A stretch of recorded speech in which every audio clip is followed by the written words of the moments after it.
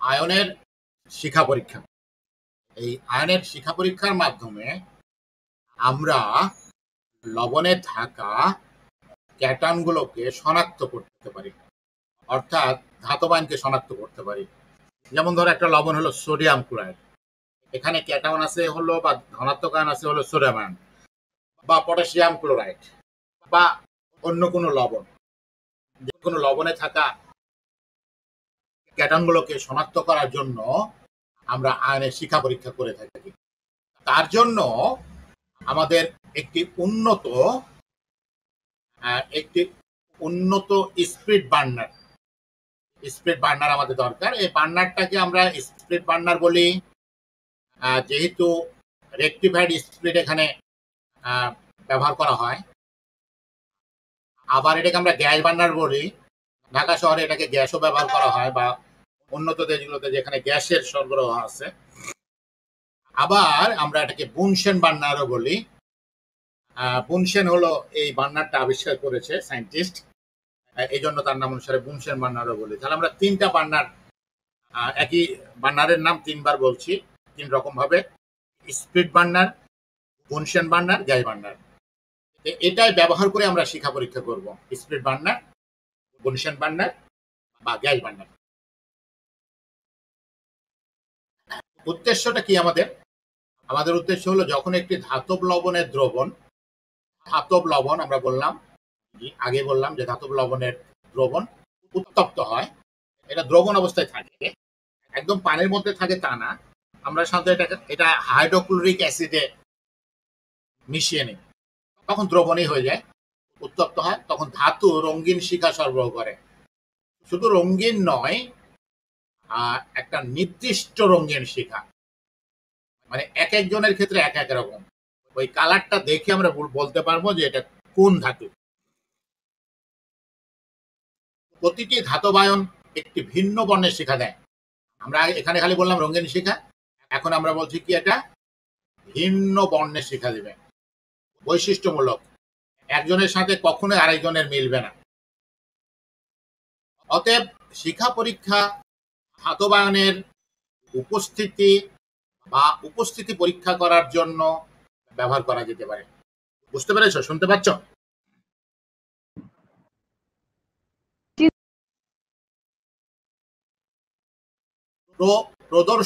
প্রদর্শন মানে হলো পরীক্ষা থেকে, এটা কি আমরা ইংলিশে বলি ডেমনস্ট্রেশন। পরীক্ষা মানে ল্যাবরেটরিতে যেটা করা হয়, এই জন্য পরীক্ষা যারা ওই যে ল্যাবরেটরিতে কাজ করে তাদেরকে ডেমনস্ট্রেটর বলে। প্রদর্শন থেকে আমরা জানি যে লিথিয়াম হলো লাল, মানে লাল বর্ণের শিখা উৎপন্ন করবে লিথিয়াম। পটাশিয়াম হলো বেগুনি বর্ণের শিখা উৎপন্ন করবে। ক্যালসিয়াম ইট লাল, আমাদের বাংলা বইগুলোতে লেখা আছে ইটের মতো লাল, আমি ইচ্ছা করে ইটের মতো লাল না লিখে ইট লাল লিখেছি। সোডিয়াম হলো হলুদ বা উজ্জ্বল হলুদ বা সোনালী হলুদ বলা হয় এটাকে, হলুদ। বেরিয়াম হলো হলুদ সবুজ, আমাদের বইগুলোতে বলা আছে কাঁচা আপেলের মতো সবুজ। মুখস্থ করতে হবে এগুলো, মনে রাখো। আমি এই শীটে একটু বেশি দেখাবো, যেগুলো মুখস্থ করতে হবে না সেগুলো আমি এরকম লাল করব না, মানে কালার করব না, হয়তো এমনি বলে যাব। আর যেগুলো মুখস্থ করতে হবে সেগুলো এরকম এই কালার করে দিব। লিথিয়াম লাল মুখস্থ করতে হবে, পটাশিয়াম বেগুনি, ক্যালসিয়াম ইট লাল, সোডিয়াম সোনালী হলুদ, বেরিয়াম হলুদ সবুজ, যেটা আমরা বলি কাঁচা আপেলের মতো সবুজ। কিছু গুরুত্বপূর্ণ আমরা ধারণা আগে নিব। আর এই শিখা পরীক্ষার সাথে যেগুলো সম্পর্কযুক্ত, যেমন পারমাণবিক অরবিটাল, পরমাণু শক্তি, আয়ন, পারমাণবিক নির্গমন, এই জিনিসগুলো আয়নের শিখা পরীক্ষার সাথে সংযুক্ত। পরমাণুর ইলেকট্রন নিউক্লিয়াসের চারদিকের ক্ষেত্রগুলিতে থাকে, যেগুলি শক্তি স্তর নামে পরিচিত, এবং তারা পরমাণু নিউক্লিয়াসকে প্রদক্ষিণ করে। ইলেকট্রনগুলো পরমাণু নিউক্লিয়াসকে প্রদক্ষিণ করে, আর থাকে হলো নিউক্লিয়াসের চারদিকে যে ক্ষেত্রগুলোতে, সেগুলো হলো শক্তি স্তর। এগুলো আমরা জানি পুরাতন কথা, তারপরেও আমরা একটু রিভিউ করতেছি যেগুলো শিখা পরীক্ষার সাথে সম্পর্কযুক্ত। প্রতিটি সেলের জন্য একটি প্রধান কোয়ান্টাম নাম্বার বরাদ্দ করা হয়, যাকে এন দ্বারা প্রকাশ করা হয়। এন এর মান হলো একটি পূর্ণ সংখ্যা 1 2 3 ইত্যাদি। ক্লিয়ার এটুকু? স্যার শুনতে পাচ্ছি। জি স্যার ক্লিয়ার। আমরা এখন একটা একটা করে আসবো। পারমাণবিক অরবিটাল, এই সংখ্যাটি কক্ষপথের শক্তি নির্ধারণ করে। অর্থাৎ কক্ষপথ 1 এর চাইতে 2 এর শক্তি বেশি, 2 এর থেকে 3 এর শক্তি বেশি, তাহলে আমরা শক্তি সম্পর্কে ধারণা পেয়ে যাই। এবং শেল থেকে নিউক্লিয়াসের দূরত্বের সাথে সম্পর্কযুক্ত এবং দূরত্ব বুঝতে পারি। 1 এর থেকে 2 এর দূরত্ব বেশি, 2 এর থেকে 3 এর দূরত্ব বেশি, 3 এর থেকে 4 এর দূরত্ব বেশি। আমরা এভাবে তাহলে দুটা জিনিস পাই। শক্তি সম্পর্কে যে ওই শক্তি স্তরে শক্তি কেমন, একদম নির্দিষ্ট করে না বলতে পারি, ওটা ইকুয়েশন দিয়ে আমরা বের করতে পারবো, কিন্তু বুঝতে পারি যে শক্তি বেশি না কম। আর দূরত্ব কেমন, যদি এন এর মান কম হয়, পারমাণবিক অরবিটালের সংখ্যাটা কম হয়, তাহলে ইলেকট্রনের শক্তিও কম হবে আর এটি নিউক্লিয়াসের নিকটবর্তী হবে। বুঝতে পেরেছ? জি স্যার।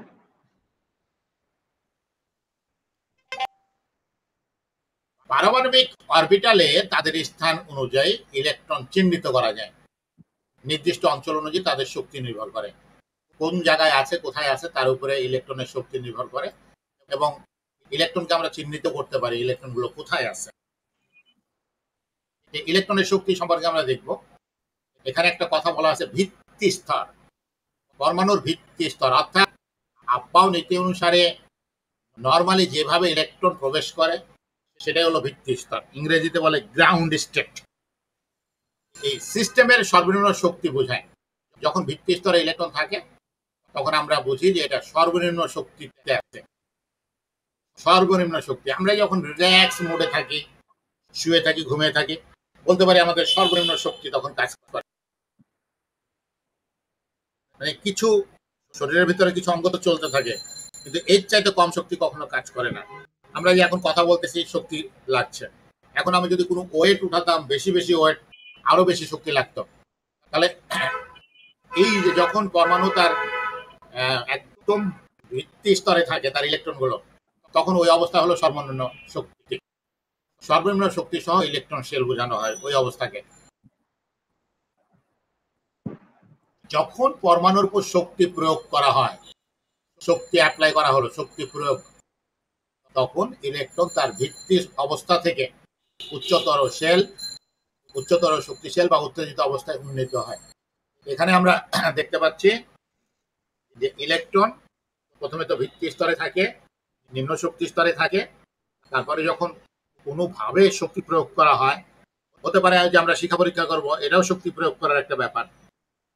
আমরা কিন্তু ওটাতে যাবো আস্তে আস্তে, আমরা কিছু ধারণা নিয়ে নিচ্ছি যেগুলো শিক্ষা পরীক্ষার সাথে সম্পর্কযুক্ত। আমরা বিভিন্নভাবে শক্তি প্রয়োগ করতে পারি, তখন ইলেকট্রন গুলো কিন্তু ভিত্তি অবস্থা থেকে উচ্চতর শক্তি শেলে চলে যায়। উত্তেজিত অবস্থায় এন এর মান উচ্চতর, অর্থাৎ উপরের শক্তি স্তরে চলে যায়, তখন এন এর মানও বেড়ে যায়। এই অবস্থায় শক্তি বেশি এবং কম স্থিতিশীল।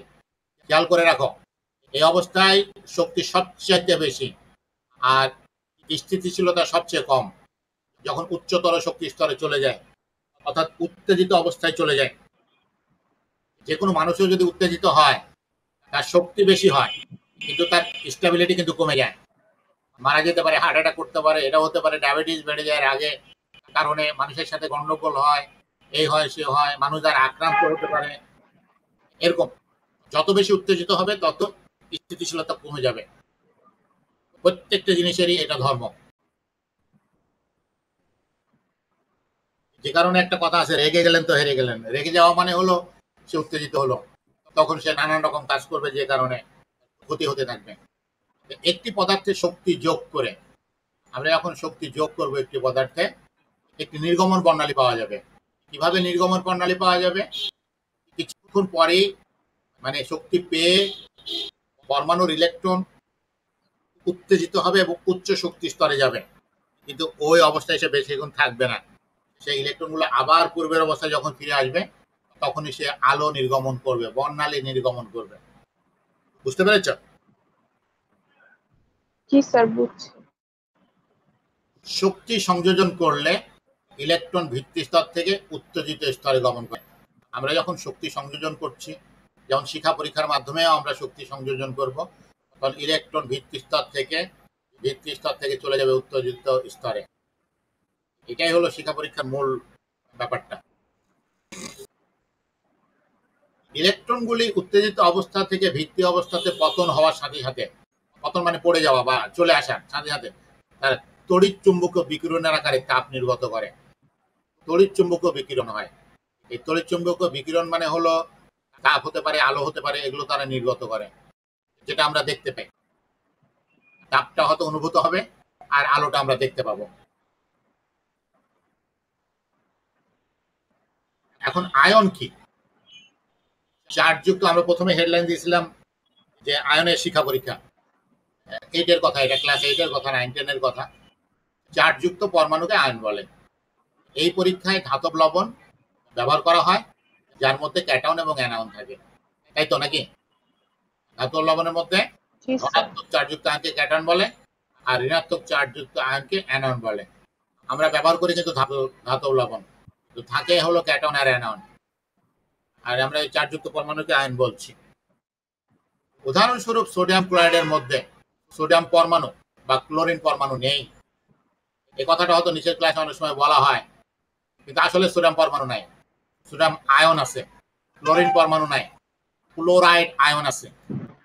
বরং এটি সোডিয়াম আয়ন এবং ক্লোরাইড আয়ন থেকে তৈরি। সোডিয়াম ক্লোরাইড তৈরি হলো, সোডিয়াম ক্লোরাইড মানে হলো সোডিয়াম এবং ক্লোরাইড আয়ন। সোডিয়াম আয়ন তৈরি হয়েছে আবার সোডিয়াম পরমাণু থেকে, ক্লোরাইড আয়ন তৈরি হয়েছে আবার ক্লোরিন পরমাণু থেকে, ক্লোরিন পরমাণু আবার তৈরি হয়েছে হয়তো ক্লোরিন অণু থেকে। সোডিয়াম আয়নটি ক্যাটায়ন এবং ক্লোরাইড আয়নটি অ্যানায়ন। বুঝতে পেরেছ? সোডিয়াম আয়নটি ক্যাটায়ন আর ক্লোরাইড আয়নটি অ্যানায়ন। ক্লিয়ার?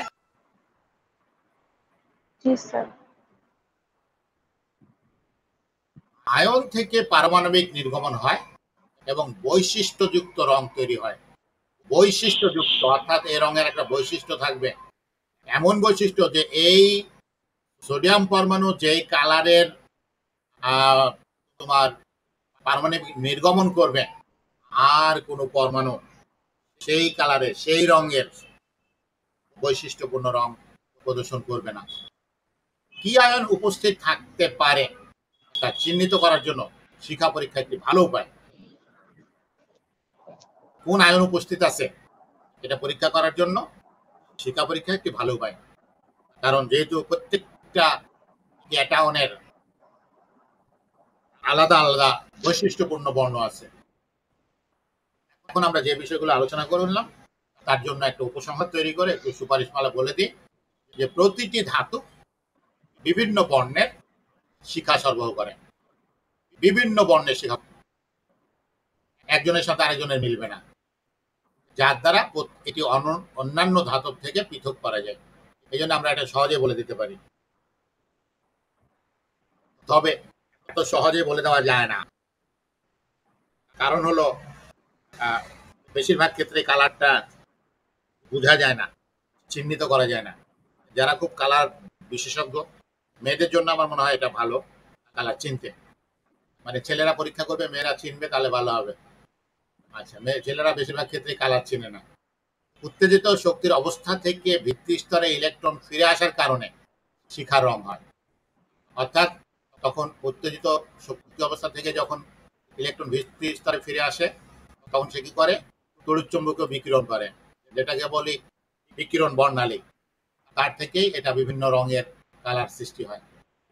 ইলেকট্রনগুলো উচ্চ শক্তি স্তর থেকে নিম্ন শক্তি স্তরে যায়, যেখানে এন এর মান কম এবং স্থিতিশীলতা তখন বেশি। এন এর মান কমে গেলে স্থিতিশীলতা বেশি হবে, আর এন এর মান বেশি হলে স্থিতিশীলতা কম হবে। ইনভার্স, বিপরীত। বুঝতে পেরেছ? জি স্যার।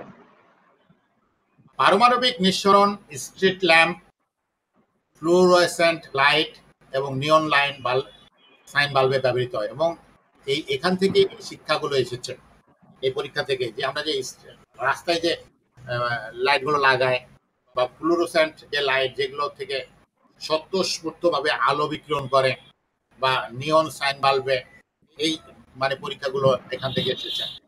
দুটি সাধারণ স্পিড ল্যাম্প হলো পারদ ল্যাম্প এবং সোডিয়াম ল্যাম্প। এরকম এই সোডিয়াম ল্যাম্পের কথা আমরা প্রথম শুনেছিলাম আর কি, খুব কৌতুক করে হোক, ভালোভাবে হোক, মজার করে হোক, এরশাদ ক্ষমতায় আসার পরে আমরা তখন খুবই ছোট শুনি যে ঢাকাতে এরকম সোডিয়াম ল্যাম্প লাগাচ্ছে, এর নিচে গেলে নাকি গায়ের রং কালার টালার কি চেঞ্জ হয়ে যাবে বা কিরকম লাগবে দেখতে, এরকম ওই যে সোডিয়াম ল্যাম্পটা বলতো তো হলুদ হবে বা এরকম কিছু। আচ্ছা, যাই হোক, এগুলো আমাদের দেশে রাস্তায় ছিল, আছে এখনো এগুলো স্ট্রিট ল্যাম্প, পারদ ল্যাম্প এবং সোডিয়াম ল্যাম্প। এর পিছনে কিছু কারণ আছে। কারণ হলো অনেক ধরনের অন্যান্য আলো থেকে যেমন কিছু প্রতিবন্ধকতার সৃষ্টি হয়, যেমন কুয়াশা পড়লে প্রতিবন্ধকতার সৃষ্টি হয়, সহজে দেখা যায় না, এগুলোতে একটু সুবিধা হয়। এই কারণে স্পিড ল্যাম্প গুলো মানে পারদ ল্যাম্প বা সোডিয়াম ল্যাম্প গুলো রাস্তাতে দেখা যায়, যাতে ওই অ্যাক্সিডেন্ট গুলো কম হয়। নিয়ন সাইন গুলোতে আর্গন এবং ক্রিপ্টনের মতো অন্যান্য গ্যাসের নির্গমন স্পেকট্রা প্রয়োগ করে।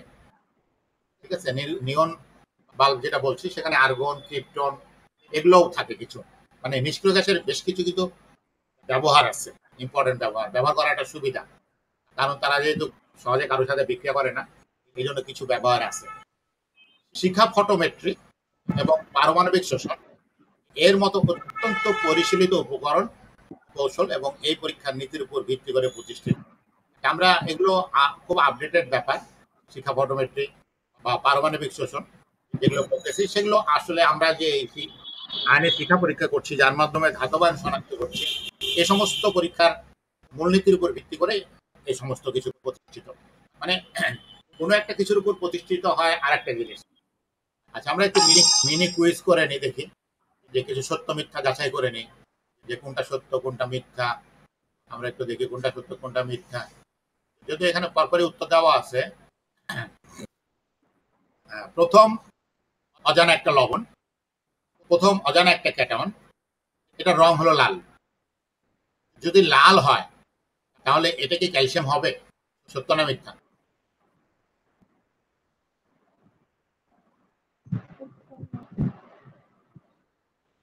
আচ্ছা, তুমি হয়তো ভুলে গেছো, আমরা আজকে পড়ে এসেছি এটা। এটা স্যার লিথিয়াম লাল। লিথিয়াম লাল, ক্যালসিয়াম হলো ইট, ইটের মতো লাল, ক্যালসিয়াম হলো নিকেল। ইট মতো লাল। হ্যাঁ, আর এই লিথিয়ামকে লাল বলবো আমরা। তাহলে একটি লাল শিখা লিথিয়ামের ইঙ্গিত দেয়, তাহলে যেহেতু লাল বলা হচ্ছে তাহলে এটা লিথিয়াম হবে, এটা ক্যালসিয়াম হবে না। ক্যালসিয়ামও লাল, তবে ইট লাল, ইটের মতো লাল, আমি বলেছিলাম, মনে আছে কিনা মনে রাখতে হবে, বলেছি। দ্বিতীয় অজানাটির রং মানে একটা অজানা লবণ, এই জন্য এইভাবে করা হচ্ছে, হলুদ ছিল, তাই এটি সোডিয়াম। এটা সত্য, আমরা বারবার বলেছি সোডিয়াম হলো হলুদ, সোনালী হলুদ, উজ্জ্বল হলুদ, এরকম শব্দ আমাদের বইগুলোতে ব্যবহার করেছে। হলুদ থাকলেই আর কোনো কথা নাই, সেটা হলো সোডিয়াম। ঠিক আছে, সেটা সত্য। ক্লিয়ার? এটা জি স্যার। মুক্ত রাখতে হবে। কিন্তু যখন একটি ইলেকট্রন পতিত হয়, এটি তড়িৎ চুম্বকীয় বিকিরণের আকারে শক্তি নির্গত করে। যখন একটি ইলেকট্রন পতিত হয়, এটি তড়িৎ চুম্বকীয় বিকিরণের আকারে শক্তি নির্গত করে। এটা সত্য না মিথ্যা? এটা সত্য। ওই তড়িৎ চুম্বকীয় বিকিরণটা হতে পারে আলো, তাপ। উচ্চ শক্তি স্তর থেকে নিম্ন শক্তি স্তরে ইলেকট্রন ফিরে আসলে তখন তড়িৎ চুম্বকীয় বিকিরণ হয়, অর্থাৎ তাপ বা আলো আকারে শক্তি নির্গত করে। এন এর মানটি যত বেশি, শক্তি তত বেশি। এইটুকু ঠিক আছে, এন এর মানটি যত বেশি, শক্তি তত বেশি। অরবিটাল আরও স্থিতিশীল, অরবিটাল আরও স্থিতিশীল। কি বলো এটা? এটা অবশ্যই মিথ্যা, কারণ এন এর মান বাড়ার সাথে শক্তি বাড়ে আর অরবিটাল অস্থিতিশীল হয়ে যায়, তাহলে এটা মিথ্যা। এন মানটি যত বেশি, অরবিটাল কম স্থিতিশীল হবে, অরবিটাল কম স্থিতিশীল হবে। বুঝতে পেরেছো নাকি? জি স্যার। এন মানটি মূল কোয়ান্টাম সংখ্যার সাথে মিলে যায়। হ্যাঁ, এদের মান আর মূল কোয়ান্টাম সংখ্যা বা সেল বা শক্তি স্তর সেম, n এর মান 1 মানে প্রধান কোয়ান্টাম সংখ্যা 1 বা প্রথম শক্তি স্তর 1 এভাবে। তাহলে এটা সত্য। আমরা এখন চলে যাই যা শিখলাম তার উপর থেকে শিক্ষা পরীক্ষা। শিক্ষা পরীক্ষায় আমরা কি দেখতে পাই, কিভাবে শিক্ষা পরীক্ষা করা হয়। এখানে একজন ব্যক্তি কিছু যন্ত্রপাতি নিয়ে, এগুলো তার এমনি পূর্বের কাজ টাজ, যে একটা এই যে প্লাটিনাম তার এখানে বাম হাতে ধরা আছে, তারপরে শিখায় ধরেছে। হ্যাঁ, কালারটা দেখতে হবে। আমরা একটু দেখি শিক্ষা পরীক্ষা। এই শিক্ষা পরীক্ষাটা আমরা এখন করব। তার জন্য আমাদের কি কি করতে হবে, কি কি করলে এবং কি কি ভাবে বুঝতে হবে। তবে একটা কথা বলে নিই, আমি অনেকবারই হয়তো বলেছি, সহজে শিক্ষা পরীক্ষায় ধাতব আয়ন বা ক্যাটন শনাক্ত করা যায়। কথাটা সত্য না, সহজে করা যায় না। এটা এমন না যে ক্যালকুলেটর মান লেখা দিয়ে দিবে কি কম্পিউটারের ইয়াটা উঠে যাবে। এটা অভিজ্ঞতার উপর নির্ভর করবে বেশি, মানে তার কৌশলের উপর, তার ইয়ার উপরে নির্ভর করবে। স্যার আমাদের তো ল্যাবে এটা করতে হবে না, হবে? করতে হবে। তাহলে কিভাবে পারবো? পারবা, ঠিক আছে, পারবো, অবশ্যই পারবা। আমরাও করেছি, তোমরাও করেছো, সবাই পারে। শিক্ষা পরীক্ষা হলো প্রতিটি মৌলের বৈশিষ্ট্যগত নির্গমন বর্ণালী। শিক্ষা পরীক্ষা হলো প্রতিটি মৌলের বৈশিষ্ট্যগত নির্গমন বর্ণালী অনুসারে নির্দিষ্ট ধাতবানের উপস্থিতি শনাক্ত করতে রসায়নে ব্যবহৃত একটি প্রক্রিয়া। এটাকে আমরা শিক্ষা পরীক্ষা বলি। কি, প্রতিটি মৌলের বৈশিষ্ট্যগত নির্গমন বর্ণালী অনুসারে নির্দিষ্ট ধাতবায়নের উপস্থিতি শনাক্ত করতে রসায়নে ব্যবহৃত একটি প্রক্রিয়ার নাম হলো শিক্ষা পরীক্ষা। সাধারণভাবে শিখার রং তাপমাত্রার উপর নির্ভর করে। এই যে শিখার রংটা নির্ভর করবে তাপমাত্রার উপরে। অর্থাৎ তুমি জারণ শিখাই দিলে একরকম হবে, বিজারণ শিখাই দিলে আরেক রকম কালার হবে, কালার পরিবর্তন হবে। কোন জায়গায় ধরেছ সেই বিষয়গুলোর উপর নির্ভর করে। শিক্ষা পরীক্ষা দ্রুত সম্পাদন করা সহজ, মানে খুব অল্প সময় লাগে, এটা একটা ব্যাপার। এবং কোনো রসায়ন পরীক্ষাগারে সাধারণত পাওয়া যায় না এমন কোনো সরঞ্জামের প্রয়োজন নেই। সুবিধা হলো দুইটা, একটা হলো খুব সহজ যন্ত্রপাতি লাগে, অল্প জিনিস লাগে।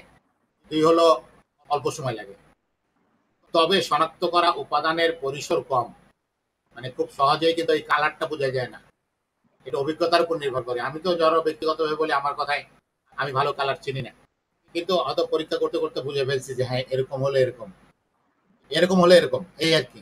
এবং পরীক্ষাটি কোনো বস্তুনিষ্ঠ পরিমাপের চেয়ে পরীক্ষকের বিষয়গত অভিজ্ঞতার উপর নির্ভর করে। যে পরীক্ষা করবে তার এই বিষয়গত অভিজ্ঞতাটাই তাকে বলে দিবে কি হবে। ঠিক আছে, বিষয়গত অভিজ্ঞতার উপর নির্ভর করবে। করতে করতে মানে জেনে ফেলবে যে এরকম হলে এরকম। একদম কালার যে ভালো মতো চেনা যাবে তা না। পরীক্ষা নির্ভর মৌল বা যৌগের নমুনার উপর যেখানে একটি নন লুমিনাস মানে নীল বুনসেন শিখা ব্যবহৃত হয় এবং ফলাফল পর্যবেক্ষণ করা হয়। এই যে দেখো, আমরা এই জায়গাটা নীল দেখতে পাচ্ছি, এই কথাটা বলা হচ্ছে। এই জায়গাটায় নন লুমিনাস মানে নীল বুনসেন শিখা ব্যবহৃত হয় এবং ফলাফলটা পর্যবেক্ষণ করতে হবে। আমরা এখানে ক্যালসিয়াম দেখাচ্ছি, এই জন্য ক্যালসিয়ামের কালারটা যেরকম হওয়ার মতো ইট লাল, সেরকমই দেখানো হয়েছে এখানে, যে ক্যালসিয়ামের শিখা ইট লাল। ঠিক আছে, লেখাগুলো ওইভাবে লেখা হয়েছে, ওই কালার দিয়ে। তোমার যেটা যেরকম কালার তৈরি করবে। ক্যালসিয়ামের শিখা পরীক্ষা করা হচ্ছে, এই যে এখানে ইট লাল কালার তৈরি হবে, এই যে আমরা দেখতে পাচ্ছি। এই যে এদিকে দেখো, এই জায়গাটা বিশেষ করে এখান থেকে আমরা বুঝতে পারবো যে এটা ক্যালসিয়াম।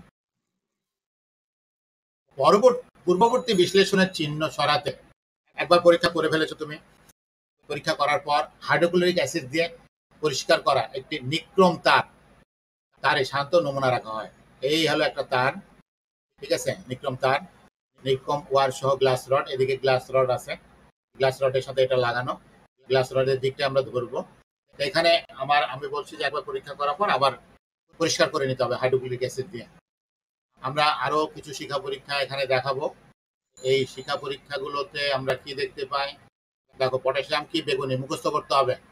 আমি বলেছি যে যেগুলো এরকম কালার করে দেবো এগুলো মুখস্থ করবা, আর যেগুলো কালার করবো না সেগুলো মুখস্থ করবো না। পটাশিয়াম বেগুনি, এই যে বেগুনি, হ্যাঁ বেগুনি না কালারটা, জি স্যার। আচ্ছা, আর এই যে বেরিয়াম, পার্সেল কালার। বেরিয়াম সবুজ, আমাদের বইতে লেখা আছে কাঁচা আপেলের মতো সবুজ, যা হোক সবুজ। আর সোডিয়াম, এই যে হলুদ, দেখো কেমন হলুদ হয়ে গেছে, সোনালী হলুদও বলা হয়, সোডিয়াম হলুদ। এগুলো একদম ঠোঁটস্থ মুখস্থ, এমসিকিউতে বারবার আসবে। সোডিয়াম অনেক যোগের স্যার বেরিয়াম তো হলুদই লাগতেছে দেখতে। বুঝি নাই। বেরিয়ামটাও তো হলুদই লাগতেছে।